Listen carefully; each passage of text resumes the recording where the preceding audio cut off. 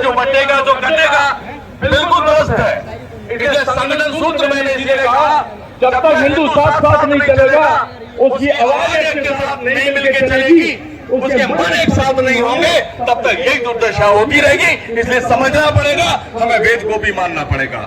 मैं आपको उदाहरण के रूप में देता हूं, आज वो पाठ्यक्रम हटा दिए गए।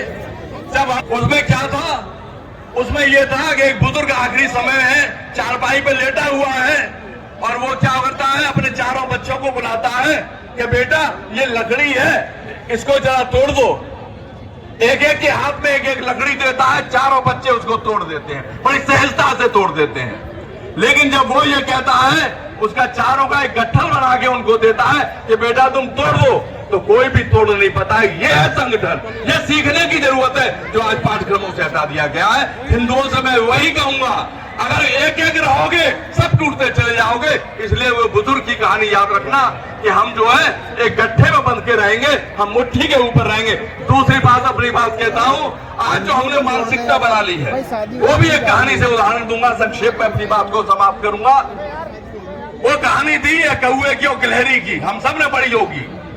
उसमें क्या होता था, गिलहरी कहती थी कि चलो भैया खेत में काम कर ले, बारिश हो गई है, खेत को जोतते हैं। वो कौआ कहता था तू चल मैं आता हूं, चुपड़ी रोटी खाता हूं, हरी डाल पर बैठा हूं। आज हम सनातियों ने यही सीख लिया है कि तू चल मैं आता हूं, चुपड़ी रोटी खाता हूं, हरी डाल पर बैठा हूं। इसको छोड़ना पड़ेगा, इसको बिल्कुल आपको छोड़ना पड़ेगा। क्यों? कि एक संकल्प के रूप में आपको लेना पड़ेगा। हम जो है कितना भी करने के बाद, मैं इसीलिए कहता हूं कि कृष्ण का जीवन का मैंने जो संक्षेप में कहा, उसको बात को अपने क्या के विराम करूंगा। जब वो यहाँ दुर्योधन के दरबार में जाते हैं और क्या कहते हैं कि इनको जो है 5 गांव दे दो, प्रार्थना करते हैं, निवेदन करते हैं।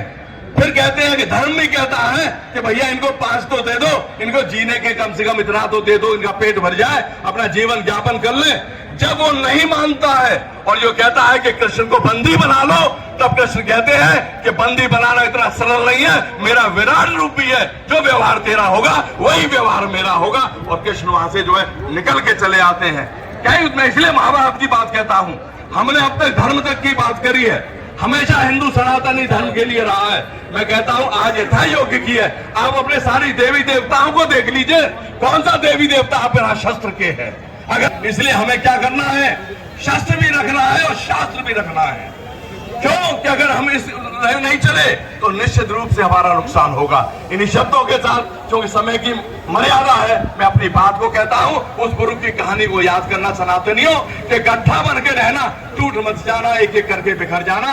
अब भी मौका है, अगर ये भी हम इससे चूक गए तो फिर आपको कोई बचाने वाला नहीं होगा। स्वयं की रक्षा करने के लिए आपको खुद संकल्प लेना होगा। इसलिए कहा जाता है हर सफलता का आधार संकल्प है, हर महत्ता का आधार संकल्प है। अगर संकल्प लेकर चलो तो सही, सुंदरम आप बनता चला जाएगा, सुंदरम आप बनता चला जाएगा। इसी शब्दों के साथ अपनी वाणी को विराम देता हूं। बहुत बहुत धन्यवाद, पुनः सबका आभार।